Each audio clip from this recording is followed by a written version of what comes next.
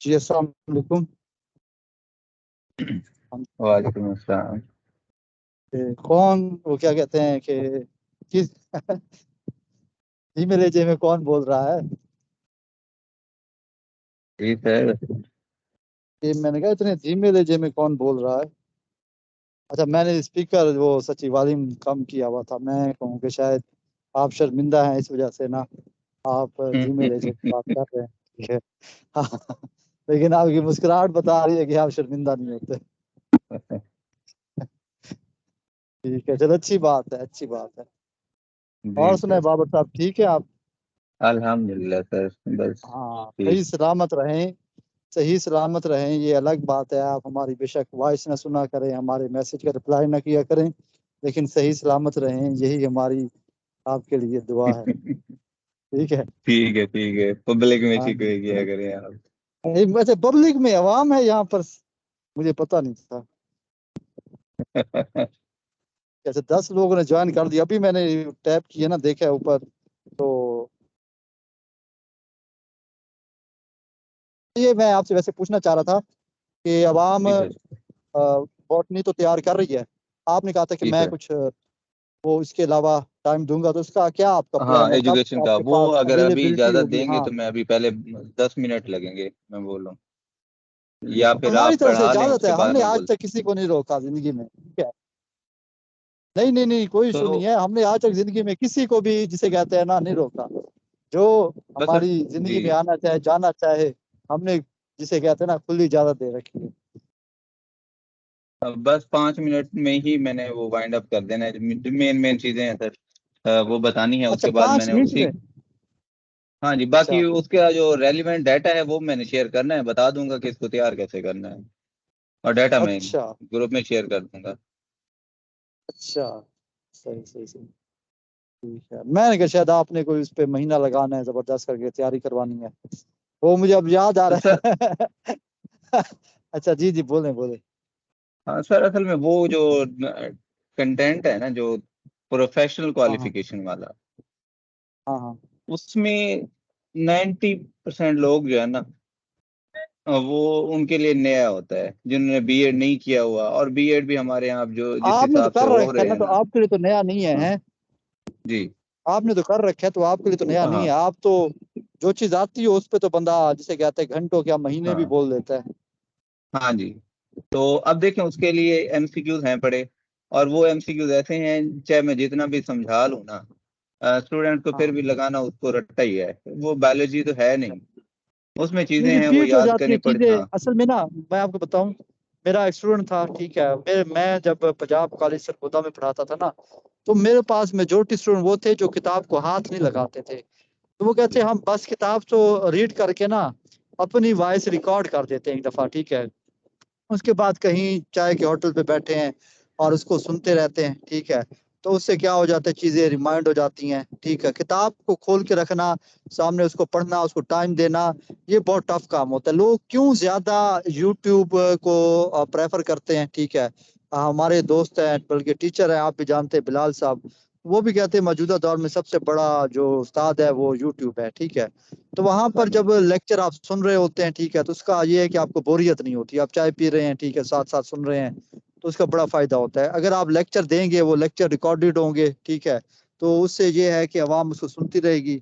और उसके बाद ये है कि कम एनर्जी, ठीक है, जो सबसे बड़ा असूल होता है वो कंजर्वेशन वाला, वो यही है कि एनर्जी का जिस जिस हद तक भी है उसको बचाया जाए। आवाम की एनर्जी कम से कम लगेगी और उनको चीजें जो है वो याद हो जाएंगी। ये बात है। अभी सर ये है, बॉटनी है, मैं भी तो जो पढ़ा रहा हूँ ना, जो चीजें, ठीक है, तो अवाम भी ये चीजें पढ़ सकती है। मैं, मेरा लेक्चर रिकॉर्ड हो जाता है, मैं जो चीजें पढ़ाता हूँ, अवाम जब उसको सुनती है, ठीक है, तो वो ज्यादा बेहतर तरीके से अंडरस्टैंडिंग हो जाती है। जी बिल्कुल। हाँ, तो अगर आप ये इस तरीके से टाइम देंगे तो हम्म, ठीक है, वरना मैं तो दे ही रहा हूँ, ठीक है, टाइम, और इंशाल्लाह देता ही रहूंगा। खैर, ठीक है। टाइम क्या हो चुका है? हाँ जी, पाँच टाइम मिनट क्या हो हो गए चुका हैं, है? 9 बजे। हाँ, बस 5 मिनटों को शुरू कर दें फिर बस।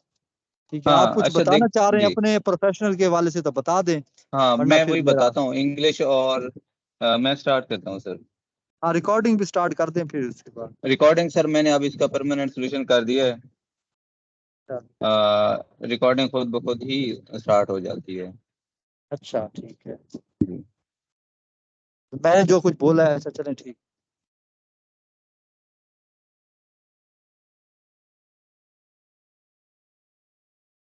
हाँ जी बोलें आप।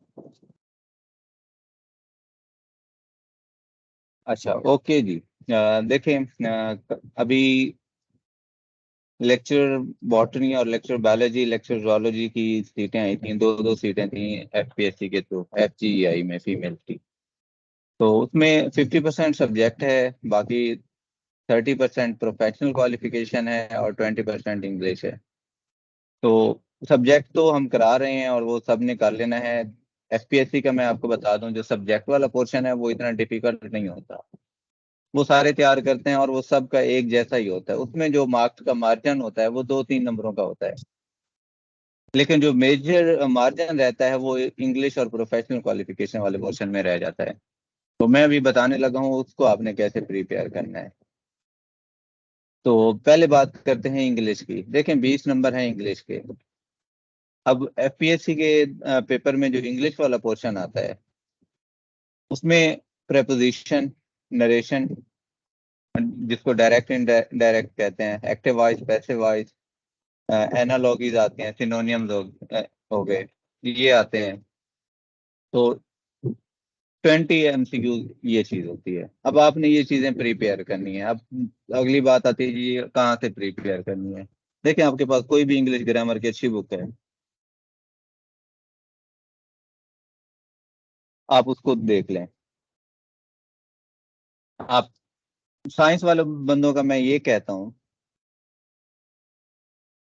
कि अगर आपको टेंसेस के रूल नहीं भी आते तो इंग्लिश में बुक्स पढ़ पढ़ के हमारी आदत इतनी ऐसी हो जाती है कि अगर कोई सेंटेंस हमारे सामने है तो हमें करेक्ट ऑप्शन खुद ही बता रहा होता है कि वो करेक्ट है। लेकिन फिर भी मैं ये कहूंगा कि आपने प्रैक्टिस करनी है, आपने तैयारी करनी है। तो मैं जो बुक फॉलो करता हूँ इंग्लिश ग्रामर एंड कंपोजिशन के हवाले से, वो रैन एंड मार्टिन की है। तो बहुत अच्छी बुक है। कम्प्लेक्स भी है, शुरू में शायद मुश्किल भी लगे, लेकिन जब बार बार प्रैक्टिस करेंगे तो वो आसान हो जाएगी। तो बाकी ये जो चीजें मैंने बताई हैं ये आप किसी भी अच्छी बुक से, यूट्यूब पे लेक्चर भी पढ़े हैं इंग्लिश में, क्योंकि हमारी डोमेन नहीं है इंग्लिश में नहीं पढ़ाऊंगा। तो वो आप यूट्यूब पे लेक्चर देख लें, जो चीजें मैंने बताई हैं, नरेशन हो गए, एक्टिव वॉइस, पैसिव वॉइस हो गए, प्रेपोजिशन के जो यूज हो गए, ये आपने करने हैं। बाकी वोकेबलरी आपकी जितनी स्ट्रांग है, जितनी अच्छी है, उतना ही आपको एज मिलेगा पेपर में। क्योंकि ये जो वोकेबलरी सिनोनियम्स और एंटोनियम्स आते हैं ये अक्सर लोग गलत कराते हैं।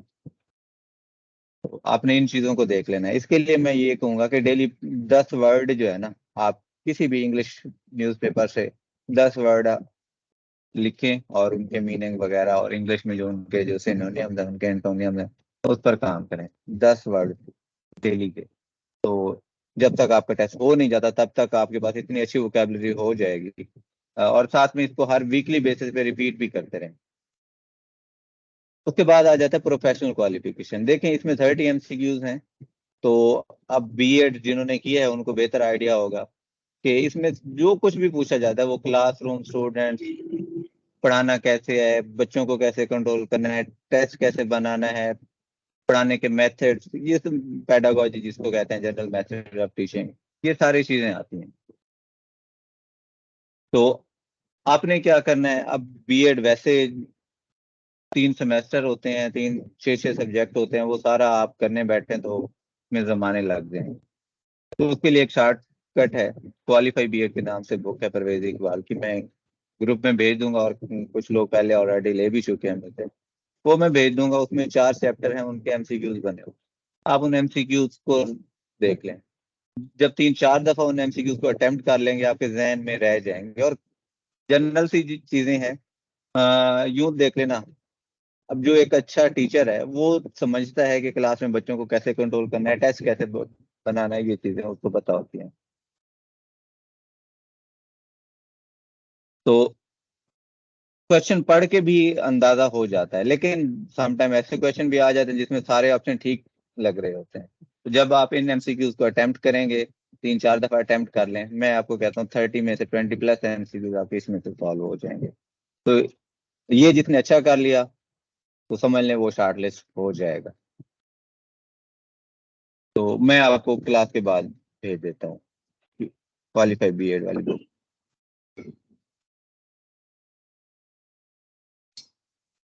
तो बाकी आपके जो क्वेश्चन हो वो पूछ लीजिएगा इस हवाले से, कैसे तैयार करना है क्या है मैं आपको बता दूंगा। जी जैगम साहब। मेरा क्वेश्चन? नहीं सर, मैंने स्टूडेंट से पूछा है, बाकी मैं जो कंटेंट है वो भेज दूंगा ग्रुप में। हाँ वो आप अच्छा स्क्रीन शो कर दें, आगे हम पढ़ना शुरू कर दें। जी सर। जी आज हम जिम्नोस्पर्म स्टार्ट करेंगे, ठीक है। और जिम्नोस्पर्म के बाद नेक्स्ट हमारे जो टॉपिक रहते होंगे वो आपको पता है, फंजाई है, अनाटमी है, ठीक है। चलें बहरहाल ये पढ़ते हैं, आपको पता है नेक्स्ट क्या कुछ रहता है। फंजाई है, अनाटमी है, टेक्सोनोमी है, ठीक है, जेनेटिक्स है। उसके अलावा जो जोलॉजी का पोर्शन है वो भी तकरीबन रहता है, वो उसको भी इंशाल्लाह करेंगे। आज ये जिम्नोस्पर्म जो है ना ये स्टार्ट कर रहे हैं। अब क्योंकि कॉलेज में ये है कि मुझे उधर के भी काम करने पड़ते हैं, इसलिए आज तो लेक्चर कम है, लेकिन यानी कि आज कम डाटा पढ़ेंगे। कल कोशिश करूंगा कि मैं ज़्यादा से ज़्यादा डाटा जो है वो हमसे कवर कर लूँ। खैर ये कुछ रिजेम्बलेंस हैं जिम्नोस्पर्म की और ट्रीडोफाइट्स की। ये रिजेम्बलेंस पढ़ाने का और फायदा क्या होगा, या कुछ डिफरेंसेस आएंगे वो पढ़ाने का फायदा क्या होगा, इससे मुराद भी आपको कुछ जो यूनिक करेक्टर हैं जिम्नोस्पर्म के, वो आपको आइडिया हो जाएगा कि जिम्नोस्पर्म के कौन कौन से करेक्टर हैं। मैं अक्सर आप लोगों से कहा करता हूँ कि जो जनरल करेक्टर हैं ये आप लोग लाजमी किया करें, ठीक है। बहुत सारे क्वेश्चन इन्हीं जनरल जो करेक्टर है उन्हीं में से ही पूछ लिए जाते हैं, इतना डीप जो है वो बाजू का क्वेश्चन नहीं आते। अच्छा खैर पहला पॉइंट है यहाँ पे कि ट्रीडोफाइट्स में और उसमें जिम्नोस्पर्म में क्या रिजेम्बलेंस है। दोनों में जो स्पोरोफाइट है वो इंडिपेंडेंट है, और उसमें कौन से बेसिक पार्ट्स हैं, रूट है, स्टेम है और लीव्स हैं। उसके बाद जो वास्कुलर सिस्टम है, ठीक है, ये भी इंपॉर्टेंट करेक्टर है, दोनों में मौजूद है। अच्छा इसके बाद जो थर्ड पॉइंट है, ये देखें पहले दो तो जनरल थे, थर्ड पॉइंट आपको याद रखना पड़ेगा, जालम। इन दोनों के अंदर आपने जैसे ट्रीडोफाइट्स में देखा था मुसलसल बताते थे कि इनके अंदर ट्रैकिड्स है। अभी तक जिम्नोस्पर्म में भी मोस्टली के अंदर क्या होगी, सबकी बात नहीं कर रहा, मोस्टली की बात कर रहा हूँ, मोस्टली के अंदर जो वेसल्स हैं वो एब्सेंट होगी, ठीक है। यानी कि जालम के अंदर वेसल्स एब्सेंट होगी और फ्लोएम के अंदर कंपेनियन सेल जो है ना वो एब्सेंट होंगे। ये करेक्टर जिम्नोस्पर्म का। उसके बाद नंबर 4 पे है कि जो बहुत सारे साइकैड्स हैं वो रिजम्बल रखते हैं, ठीक है, फन से, इस हवाले से कि उनके अंदर सिरसिनेट वर्नेशन, जो लीव्स की सिरसिनेट वर्नेशन थी, जैसा कि हम फंड्स में पढ़ रहे थे, तो ड्रायोटेरिस के अंदर पढ़ी थी और एडियंटम के अंदर पढ़ी थी। तो वो कहते हैं यहाँ पर भी कुछ जिम्नोस्पर्म आएंगे, उनके अंदर भी सिरसिनेट वर्नेशन मौजूद होगी। उसके बाद अल्टरनेशन जनरेशन हेट्रोलॉगस है। हेट्रोलॉगस से मुराद आप गेमिटोफाइट और स्पोरोफाइट है, वो एक जैसी नहीं है, डिफरेंट है एक दूसरे से।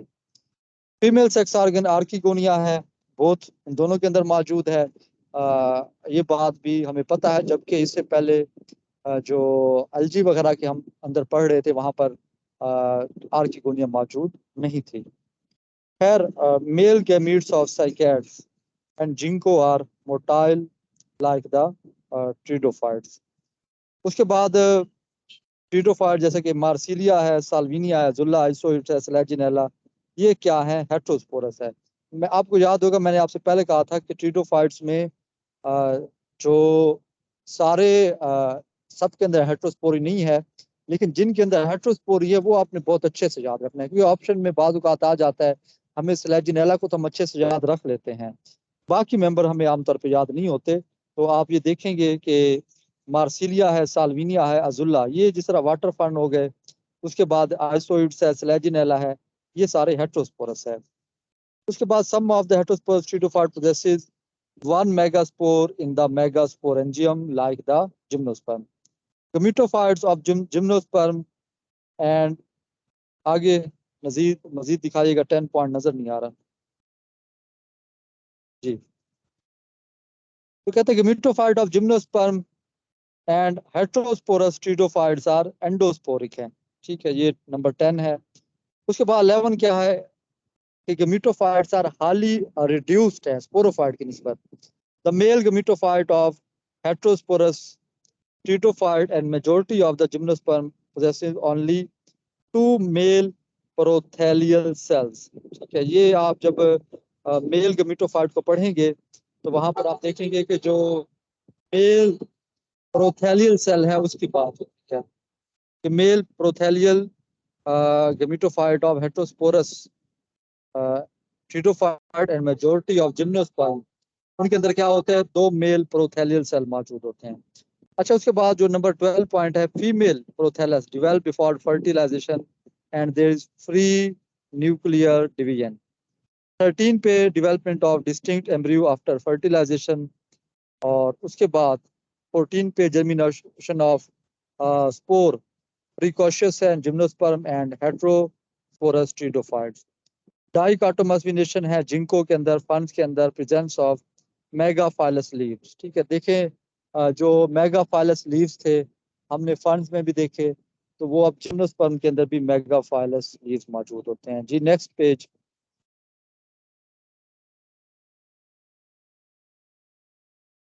अच्छा, यहाँ पे डिफरेंस दिखाए हुए हैं जिम्नोस्पर्म के और ट्रीडोफाइट्स के। पहला डिफरेंस क्या कहता है कि ट्रीडोफाइट्स आर होमोस्पोरस, यानी कि बहुत सारे होमोस्पोरस है, लेकिन जिम्नोस्पर्म जितने भी हेट्रोस्पोरस है। रूट्स आर एडवेंटिशियस इन ट्रीडोफाइट्स, लेकिन जिम्नोस्पर्म में हमें पता है टैप रूट मौजूद होती है। स्टेम हम देख रहे थे, बहुत सारे फंड्स को देख रहे थे कि फंड्स क्या थे, जस्ट अंडरग्राउंड राइजोम तो मौजूद था, ऊपर क्या होता था, जस्ट लीव्स मौजूद होता था। यानी कि हमें किसी भी अभी तक ट्रीटोफाइट के अंदर हमने ये नहीं देखा कि उनके अंदर ऊपर क्या मौजूद है। खासतौर पे किसी फंड के अंदर हमें स्टेम देखने को नहीं मिल रही थी, यानी कि एरियल स्टेम देखने को नहीं मिल रही थी। और यहाँ पर stem are mostly underground rhizome in ferns, जबकि जिम्नोस्पर्म के अंदर क्या है, एरियल स्टेम मौजूद है। अच्छा, उसके बाद जो अनाटमी है, जो तो मैंने आपको अच्छे से बताई थी कि ट्रीटोफाइट्स के अंदर कौन कौन सी है, हैप्लोस्टील है या एक्टोफ्लोइक है या एम्फीफ्लोइक है, डिक्टियोस्टील है, सोलेनोस्टील है, लेकिन वो ट्रीटोफाइट्स में बताई थी। जिम्नोस्पर्म में क्या है, अयूस्टील मौजूद होती है। ठीक है, और इसको मैरिस्टील भी आप देख सकते हैं, ठीक है, वहां पर मेंशन किया होगा। और जिम्नोस्पर्म क्या प्रोड्यूस करते हैं, सीड प्रोड्यूस करते हैं, सीड प्रोड्यूसिंग प्लांट्स है। लेकिन जो ट्रीडोफाइट्स थे और ब्रायोफाइट्स थे और जो एल्गी है या इवन के फंजाई है, ये सारे क्रिप्टोगैम में आते हैं। क्रिप्टोगैम से मुराद स्पोर प्रोड्यूसिंग प्लांट्स। अच्छा, presence of secondary growth in gymnosperm. Secondary growth किन के अंदर होती है, जिसके अंदर वास्कुलर कैम्बियम हो। वास्कुलर कैम्बियम किस में होती है, जिम्नोस्पर्म में होती है और डाइकॉट में होती है, मोनोकॉट में भी नहीं होती। इसके अलावा जो ट्रीटोफाइट्स है उनके अंदर भी वास्कुलर कैम्बियम नहीं होती। डेवलपमेंट ऑफ पोलन ट्यूब है in all the living gymnosperm, ठीक है, ये भी इंपॉर्टेंट कैरेक्टर है। और उसके बाद कहते हैं कि ये जो कि ये वाला करेक्टर है पोलन ट्यूब वाला, ये इवन के जो हेट्रोस्पोरस ट्रीटोफाइट है उनके अंदर भी मौजूद नहीं था। हाँ जी, नंबर 8 पॉइंट को थोड़ा प्रोमिनेंट कर दें, ऊपर दिखाएं दोबारा, यानी कि नजर नहीं आ रहा। अच्छा, मेल, हाँ इधर ये number 8 point, female gametophyte is permanently retained with in megaspore. इसको आप इस तरीके से समझ लें कि जो मेगास्पोर है, ठीक है, हम वो कहते हैं कि फीमेल गमीटोफाइट में देखें तो जो मेगास्पोर है वो परमानेंट तौर पर मेगास्पोरेंजियम के अंदर रहता है। किसके अंदर, जिम्नोस्पर्म के अंदर। ठीक है, और उसके अलावा इसके गिर्द क्या होती है, प्रोटेक्टिव कवरिंग भी होती है, जिसको हम नाम देते हैं कि ये इसके अंदर क्या है, प्रोटेक्टिव कवरिंग होती है, जिसको इंटेगोमेंट का नाम देते हैं। अब ये मेगास्पोरेंजियम और इसकी जो प्रोटेक्टिव कवरिंग है ओवरऑल उसको नाम देते हैं अव्यूल का। ये पॉइंट जो है ना, हमारे अक्सर दोस्त इसको बड़ा अच्छे तरीके से जिसे कहते हैं फिलोसॉफिकली बयान करते हैं कि पहले प्लांट जो थे, ठीक है, जो हम कह सकते हैं प्रिमिटिव प्लांट या शुरू वाले प्लांट्स, वो अपने स्पोर्स को क्या करते थे, उनमें वन काइंड ऑफ स्पोर था, होमोस्पोरस जो थे, वो अपने स्पोर्स को ऐसे हवा में आजाद ही छोड़ देते थे, बिखेर देते थे। उसके बाद ये जो हेट्रोस्पोरी आई है, हेट्रोस्पोरी जब प्लांट के अंदर आई तो वो कहते हैं कि जो मेल स्पोर थे उनको तो प्लांट क्या कर देते थे कि हवा के अंदर ऐसे ही, जिसे कहते हैं कि आजादाना छोड़ दिया, बिखेर दिया। लेकिन अब प्लांट भी जिस तरह आप देखते हैं कि एनिमल का जो बिहेवियर होता है, ठीक है, ह्यूमन का भी कह लें कि आमतौर पे कोशिश होती है कि जो फीमेल होती है उसको क्या किया जाए, घर में बिठाया जाए, उसको हर तरह से क्या किया जाता है, उसे प्रोटेक्शन दी जाती है, किससे, बाहर दूसरे मर्दों से। तो बिल्कुल ऐसा ही कुछ कहते हैं कि प्लांट के अंदर भी बिहेवियर था कि दो तरह के स्पोर थे, एक हमने कहा माइक्रोस्पोर था और दूसरा मेगास्पोर था। तो प्लांट जब दो तरह के स्पोर प्रोड्यूस करने शुरू कर दिया उन्होंने, तो जो फीमेल स्पोर था, जो मेगास्पोर था, उसको क्या किया, घर में बिठा के रखा, उसे विद प्रोटेक्टिव कवरिंग बना दी, और जो कि मेल स्पोर थे या माइक्रोस्पोर थे उनको स्टिल जो है आवारा छोड़ दिया। बिल्कुल वैसा ही बिहेवियर जो जैसा कि हमारे माशरों में खास तौर पे एक टिपिकल जो है मेल का बिहेवियर होता है। खैर, ये बात बताने का मकसद ये है कि आपको ये बात अच्छे से जो है वो समझ आ जाए और ज्यादा देर तक आपके माइंड में रहे। मैगास्पोरेंजियम जिम्नोस्पर्म जो है, ठीक है, बता दी, इंटेगुमेंट होती है और उसको ओरालिक का नाम देते हैं। उसके अंदर स्मॉल ओपनिंग भी होती है जिसको माइक्रोपाइल का नाम देते हैं। आर्किगोनिया जो है उसके अंदर, ठीक है, among gymnosperm lack the neck canal and neck canal cells, ठीक है। जबकि जो ट्रिडोफाइट्स थे उसके अंदर हमने देखा कि खास तौर पे जो नेक भी मौजूद थी और नेक कैनाल सेल्स भी मौजूद थे। उसके बाद जो नेटम है उसके अंदर तो वो बता रहा है कि आर्किगोनिया जो है वो एब्सेंट होती है। उसके बाद presence of free nuclear division in earlier stage of embryo development, ठीक है, करेक्टर बताया हुआ है। उसके बाद है हमारे पास जो एंजियोस्पर्म है उनके साथ इनकी क्या रिजम्बलेंस है, वो पॉइंट देख लेते हैं। Both include tree and shrubs and may be erect, ठीक है, क्लाइंबिंग हो सकते हैं। Root stem is well developed and root may be diarch, triarch, ये फर्दर देखेंगे तो इसमें देखेंगे पोलीआर्क क्या है। स्टेम्स जो है वो स्टील क्या है, यूस्टेलिक है। सेकेंडरी ग्रोथ इज प्रेजेंट, दोनों में है, बता दिया था कि जिम्नोस्पर्म में भी है और डाइकॉट में भी है। और मोनोजालिक होती है या पोलीजालिक हो सकती है। जी और पॉइंट दिखाइएगा। इसके अलावा एंजियोस्पर्म है और जिम्नोस्पर्म है, दोनों क्या करते हैं, सीड प्रोड्यूस करते हैं। Both the groups are heterosporous है और possesses endosporic and reduced gametophyte. Megaspore is in organic connection with the megasporangium and is never shed, ठीक है। बता दिया कि मेगास्पोर को क्या करते हैं, उसको घर बिठा के रखा जाता है, उसको प्रोटेक्ट किया जाता है। न्यूसेलस जो है ये भी आपको पता होगा कि जब आप उसको उसका स्ट्रक्चर देखते हैं कि मेगास्पोर का, मेगास्पोरेंजियम का, तो वहां पर जो न्यूसेलस है surrounded by integument to form a structure called, उसको अव्यूल का नाम देते हैं, ठीक है। यानी कि मेगास्पोरेंजियम जो है उसी को आप न्यूसेलस जो है वो आप समझ सकते हैं मेगास्पोरेंजियम को। उसके बाद pollen grain grow into pollen tube और male gametes are non motile in majority of the gymnosperm and all angiosperm. Non motile से मुराद क्या है कि अब उनके पास वो फ्लैजेला मौजूद नहीं होते, जो कि इससे पहले आप देख रहे थे ट्रिडोफाइट्स में, ब्रायोफाइट्स में, कि जो मेल गमीट्स थे। देखें ये बहुत इंपॉर्टेंट कैरेक्टर है, एक हमारे ग्रुप मेंबर शायद अक्सर पर्सनल में इस तरह क्वेश्चन भी पूछ लेते हैं कि जैसे जैसे एवोल्यूशन हुई तो आप इसको याद रखिएगा कि जो मेल के गमीट्स हैं अब वो नॉन मोटाइल होना शुरू हो गए। नॉन मोटाइल से मुराद ये है कि अभी भी एग तक पहुंचना तो इन्हों नहीं है, ठीक है, लेकिन अब इनके पास फ्लैजेला मौजूद नहीं होते, ठीक है। इससे पहले ट्रिडोफाइट्स पड़े थे, ब्रायोफाइट्स पड़े थे, वहां पे हमने देखा था जो मेल गमीट्स थे वो क्या थे, मोटाइल थे, उनके पास फ्लैजेला मौजूद थे। यहाँ मोटिलिटी से मुराद आप ये समझ लिया कर, ऐसा नहीं है कि वो मूव नहीं कर सकते, उससे मुराद ये होता है कि अब उनके पास फ्लैजेला नहीं है। अच्छा, male gametophyte are highly reduce और नेटम लैक्स प्रोथैला सेल्स और germination of the spore is precocious है और एम्ब्रियोजेन इज एंडोस्पोरिक। ये नेक्स्ट देख लेंगे। Difference between gymnosperm and angiosperm ये दिखाते हैं।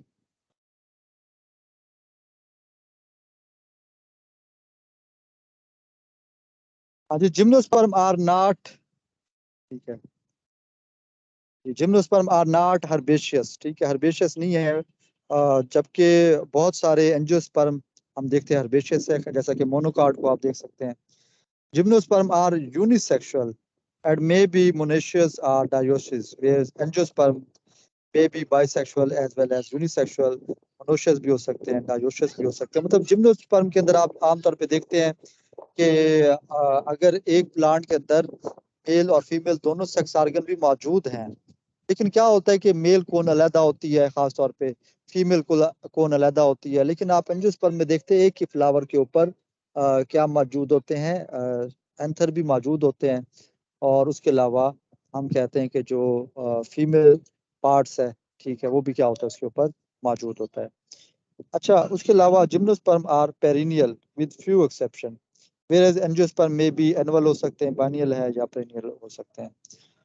अच्छा, उसके बाद एक और इम्पोर्टेंट कैरेक्टर है जी, नेक्स्ट पॉइंट दिखाइएगा, ये इम्पोर्टेंट है।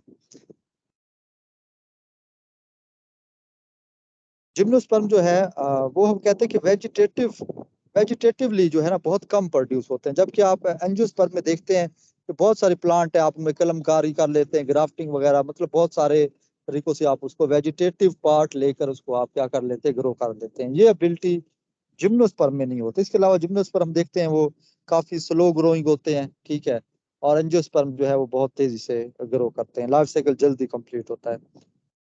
अच्छा, उसके बाद ईमान मीरा आप ना बोले बाबर साहब। अच्छा, पोलिनेशन एंड डिस्पर्सल इज रोटी एनीमोफाइलस चाह अमंग मेरी जिम्नोस्पर्म। यार अच्छा, था। एनीमोफाइलस से क्या, अच्छा बाबर साहब हाँ खामोश, ये एनीमोफाइलस है, ये क्या है, इससे मुराद ये है कि पोलिनेशन किसकी मदद से होती है, हवा की मदद से होती है जिम्नोस्पर्म में, ठीक है। Pollination dispersal anemophilous among gymnosperm, whereas among angiosperm anemophily भी है, एंड एंड हाँ एंड एंटोमोफाइली भी है, मतलब सेट्स की मदद से भी हो सकती है, हाइड्रोफाइली पानी की मदद से हो सकती है, दूसरे एनिमल की मदद से भी हो सकती है। Gymnosperm lack beautifying devices like petal sepal, इस तरह के जो स्ट्रक्चर्स हैं वो जिम्नोस्पर्म के पास मौजूद क्यों नहीं होते, क्योंकि उनको इस चीज की जरूरत नहीं है, किसी को अट्रैक्ट करने की जरूरत ही नहीं है उनमें। जब एक ही तरीका कार है पोलिनेशन का, हवा की मदद से, अट्रैक्ट करने की जरूरत उन्हीं को होती है। जैसे कि हमने एंजियोस्पर्म का बताया कि उनके जरिए, उनके अंदर हमने देखा इंसेक्ट की मदद से हो रही है, एनिमल की मदद से हो रही है, तभी वो फ्रूट्स भी पैदा कर रहे हैं, ठीक है। और इसके अलावा फ्लावर भी जो है वो ब्यूटीफुल, फ्लावर तो जिम्नोस्पर्म में भी होता है, नेक्स्ट हम पढ़ेंगे तो बताएंगे, लेकिन वो जो जैसे सेपल पेटल जैसे कैरेक्टर, ये हम कहते हैं कि यहाँ पर जिम्नोस्पर्म में नहीं होते। अच्छा, उसके बाद ovules are naked among the gymnosperm, ठीक है, इनके अंदर जिम्नोस्पर्म में ओवरी नहीं होती, ठीक है, और अव्यूल जो है वो नेक्ड होते हैं। ड्यूरिंग पोलिनेशन पोलन ग्रेन जो है directly settle on the micropyle among the gymnosperm. जो 9 पॉइंट है, एंजियोस्पर्म लैक आर्किगोनिया, ठीक है, एंजियोस्पर्म के अंदर आर्किगोनिया नहीं होती, बल्कि क्या होता है, इनके अंदर ओवरी होती है। और microgametophyte in angiosperm lack male prothallial cell. उसके अलावा endosperm is formed after fertilization among the angiosperm, whereas gymnosperm it is form before the fertilization. क्योंकि आपको पता होगा कि जो डबल एक और करेक्टर है ये इसका एंजियोस्पर्म का, कि इनके अंदर डबल फर्टिलाइजेशन होती है, ठीक है। एक तो स्पर्म किसको, एग को फर्टिलाइज करता है, और दूसरा जो है वो फ्यूजन न्यूक्लियाई जो है उनको फर्टिलाइज करता है, और ट्रिप्लॉइड एंडोस्पर्म होता है। इनके अंदर जो जिम्नोस्पर्म है उनके अंदर ट्रिप्लॉइड एंडोस्पर्म नहीं होता, फर्टिलाइजेशन से पहले जो एंडोस्पर्म है वही है, डबल फर्टिलाइजेशन जिम्नोस्पर्म में नहीं होती। उसके बाद endosperm is diploid among the angiosperm but is it is haploid among the gymnosperm. यही करेक्टर इतने ही होंगे मेरे ख्याल से, और तो नहीं है, मजीद तो नहीं है पॉइंट यहाँ पर बाबर साहब, मेरा ख्याल है कि अच्छा है पढ़े, ठीक और है। हैं सर। अच्छा, ठीक हो गया, there is no double fertilization बता दिया, जिम्नोस्पर्म में नहीं है, और क्लीवेज जो है पोलियम्ब्रियोनी इज एब्सेंट इन एंजियोस्पर्म। इसके अलावा zygote does not undergo free nuclear division among the gymnosperm, whereas this condition is prevalent among the gymnosperm. Phloem in gymnosperm lack companion cell, ये भी पहले बता चुका हूँ। और उसके अलावा vessels are usually absent among the xylem of gymnosperm. ये इंपॉर्टेंट करेक्टर थे जिम्नोस्पर्म के, कुछ कंपैरिजन था इनका ट्रिडोफाइट्स के साथ और एंजियोस्पर्म के साथ। तो ये करेक्टर अगर आप इनको याद रख लेंगे तो बहुत सारे जिसे कहते हैं कि आपके एमसीक्यूज या बहुत सारे एग्जाम में आपके जहाँ पर MCQ जो है वो सॉल्व हो जाएंगे। कल हम जो इसके जिसे कहते हैं कि पाइनस है, साइकस है और फिड्रा है, जिम्नस तो आमतौर पे यही 3 ही पढ़े जाते हैं, तो कोशिश करेंगे कल इनमें से एक आधी क्लास जो है वो लाजमी तौर पर हमारी हो जाए। आज के दिन के लिए इतना था। आप इन जनरल कैरेक्टर को याद कर देंगे, ठीक है। तो मजीद कोई क्वेश्चन होगा तो आप वो पूछ सकते हैं, ग्रुप पे भी आस्क कर सकते हैं। तो बाबर साहब आज के लिए इतना ही था। कोशिश करें कल भी 9 बजे तक जो है आप लोग हाजिर हो जाएं, जी ठीक सर, है। क्योंकि इंशाल्लाह अब 9 मुझे बजे क्लास स्टार्ट करेंगे। काफ़ी सारा और भी मुझे, अब कॉलेज भी ओपन हो गए हैं, वहाँ पे BS सिस्टम है, तो काफ़ी सारा और भी काम करना होता है, ठीक है। ठीक होगा।